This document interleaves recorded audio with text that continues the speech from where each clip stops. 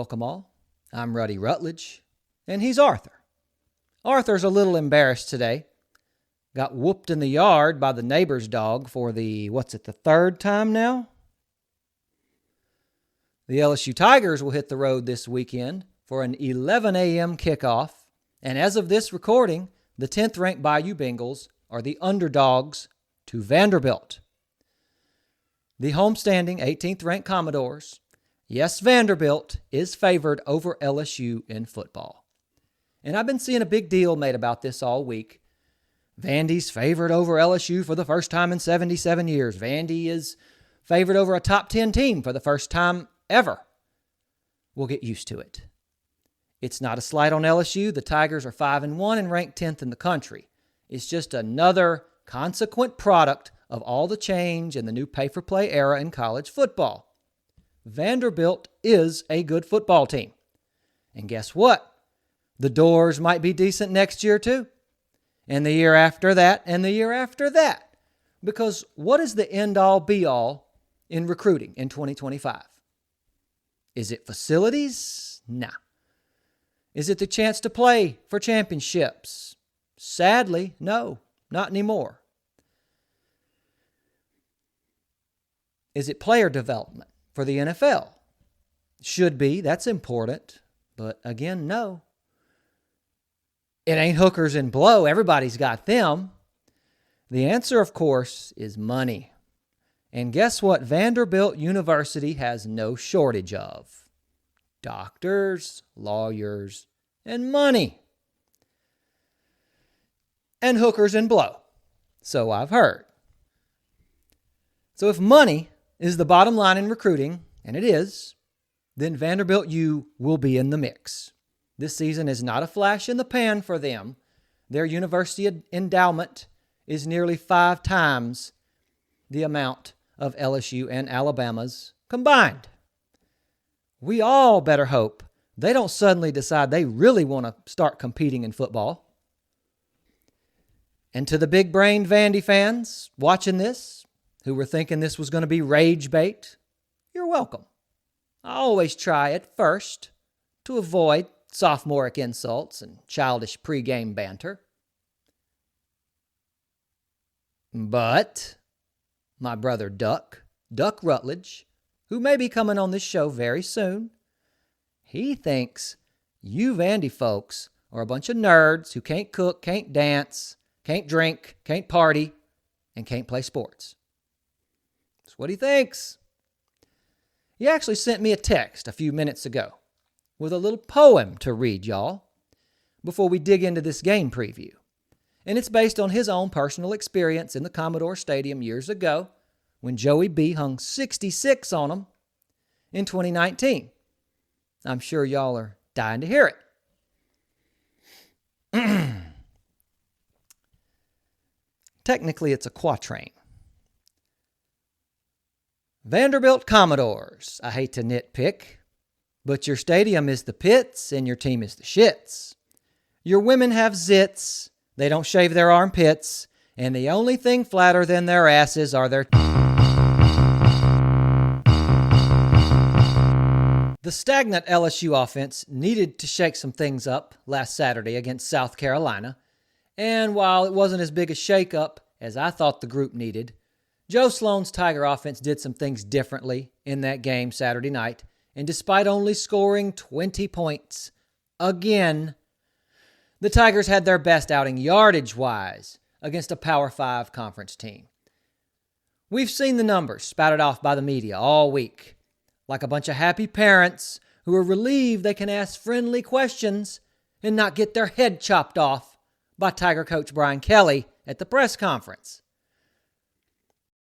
I'll have your tongue cut out, Michael Cobble. And we did see improvement, no question about it. The numbers don't lie, not exactly. We saw Garrett Nussmeier under center a few times. We saw LSU run the ball using power formations a few times. We saw Jack Pyburn line up at fullback a few times. We even saw the LSU quarterback keep the ball and run for positive yardage, big gains, a few times, even if he still can't read a safety. And if you watched any of the local media this week, you've heard a whole lot of this. 166 yards rushing on 30 carries. 166 yards rushing on 30 carries. So problems with LSU's running game all fixed, huh? Let's just bathe in blackberry wine then, and not apply a little thing called detail or nuance. It was nice to see the Tigers finally rip off some decent runs for the first time this year. They averaged 5.5 yards a carry. A lot of that yardage was on 3 big chunk plays, and there's nothing wrong with that. The Tigers need those type of plays, as many of them as they can get. But let's not pretend LSU suddenly morphed into mid-90s Nebraska, bulldozing people like Taylor Swift at the bar in the Kelsey suite every Sunday. Because despite the rushing and total offense numbers going up, I still spy an offensive line that cannot get the tough yard on the ground when they need it. And that is more than concerning at this point in the season. When the opposing defensive coordinator knows the Tigers need that yard, they get pushed back. More often than not, regardless of how Flying Brian, the politician, wants to spin it in the press conference. And Vandy has a respectable defense. Very good against the run, kind of bad against the pass. But at the right tackle position, LSU's Weston Davis routinely gets whooped. He stands straight up like a gigantic pine tree and gets pushed back by defensive linemen 50 and 60 pounds lighter than him. It is bad play, period. And yet I've heard several media people this week saying, you can't single out a college kid for his play. Well, it ain't 1998 anymore. These are well-paid professional athletes out there, some of them millionaires, like LSU's quarterback. And so I will say, LSU needs to play freshman Carius Kern at tackle in place of Davis against Vandy and leave him in. Garrett Nussmeier looked better throwing the ball against South Carolina, no doubt. Had more velocity on his passes, and he ought to be able to carry that over into the Vandy game. Ought to. He even tucked the ball and ran a couple of times for some nice gains, tweaking his ankle in the process. But the turnovers, the horrifying interceptions, scarier than anything you'll see at the 13th gate, are still happening as we head into this top 20 game on the road. 12 interceptions in his last 10 SEC games, and Nuss is still not reading the defense on his RPOs. I would say, like everyone else, that he needs to cut down on the INTs, but I'm afraid it's something the Tigers are just going to have to deal with, learn to live with, and deal with, and win in spite of. LSU's wide receivers should have a big advantage against the Vanderbilt DBs. Just have to catch the ball. Chris Hilton has not lived up to the hype, but you've got another dude emerging in Kyle Parker. And the Tigers have a superstar breaking out before our eyes in tight end Trey'Dez Green. My goodness, I pity those future doctors and scientists that are going to have to line up and cover him on Saturday. Vanderbilt on defense does not match up well with LSU's offensive skill guys. But like the LSU D, they're well coached and disciplined. And the Doors had a bye last week, so they should be well rested and prepped for this powerhouse known as the LSU offense. Looks like the Vandy defensive players have a lot of respect for Joe Sloan's offense. Vandy ranks 16th in the country in run defense. Not great for this LSU rushing attack, which ranks last in the SEC. But the Doors rank 95th in pass defense. So maybe this is the game LSU moves the ball and cuts down on the turnovers. I just don't think you can ever underestimate this LSU offense's ability to make average defenses look incredible. They will jump through hoops to dazzle the crowd with mind-bending turnover tricks and incredible feats of pigskin tosses to the other team. It's sorcery is what it is. Dark magic. This game will be played in an uninspiring, low-energy venue. Sorry, Vandy, it is. Where it's just as easy for a visiting team to get lulled to sleep or bored to death than to be intimidated, especially at 11 in the morning. And as for that aforementioned Tiger defense, which is 5th in the nation, giving up 11 points per game, it could be without defensive tackle Bernard Gooden and linebacker Whit Weeks. Weeks is a game-time decision. Gooden is doubtful. Not ideal for the Tigers, because if you haven't heard yet, Diego Pavia is kind of a big deal in Nashville.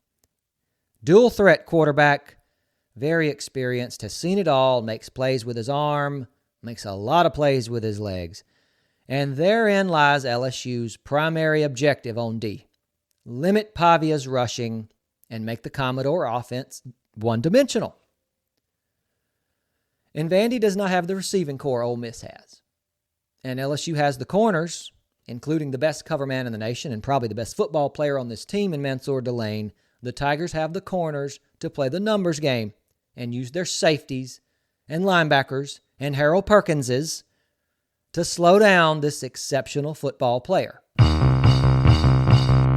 Everyone says Garrett Nussmeier needs to clean up the turnovers, like he can just flip a switch. But maybe LSU won't turn it over twice at the goal line in this game, maybe. But be prepared anyway. Nuss is likely going to have at least one of those moments at some point in this game where, just for a split second, he thinks he's Patrick Mahomes or Josh Allen or Doug Nussmeier. And in that moment, he's going to forget that on the 8th day, God created free safeties just to make football that much more fun. Of course, Nuss could easily come right back after that and hit Kyle Parker on a slant for a 60-yard score, as Michael Van Buren cheers everybody on from the sidelines. I predict LSU has a similar offensive game to what they've shown in almost every game this season. Imagine that. With some continued improvement. I'm not predicting them to just break out of their shell on offense, their point-scoring shell, and suddenly light up the scoreboard. I'll be so glad if proven wrong, but I'm afraid there is no shell to break out of. There is no shell. As for the improvements the offense made last week, the strides they made in the running game, it should serve the Tigers well Saturday. There's some real momentum there. And these Tigers, we know they'll compete. They'll scratch and claw. And I believe they'll eventually get what they need out of their offense in this tough SEC road game. The sledding will again be tough on the ground, but fortunately for LSU, the defense travels and travels hard. The Tigers hold Pavia and the Doors to a field goal in the second half, and the Tigers, with no drops, take advantage of their matchup at wide receiver against the Vandy secondary. LSU upsets Vanderbilt in a must-win SEC road game. Tigers 27, Commodores 17. Thanks for watching. Please like and subscribe.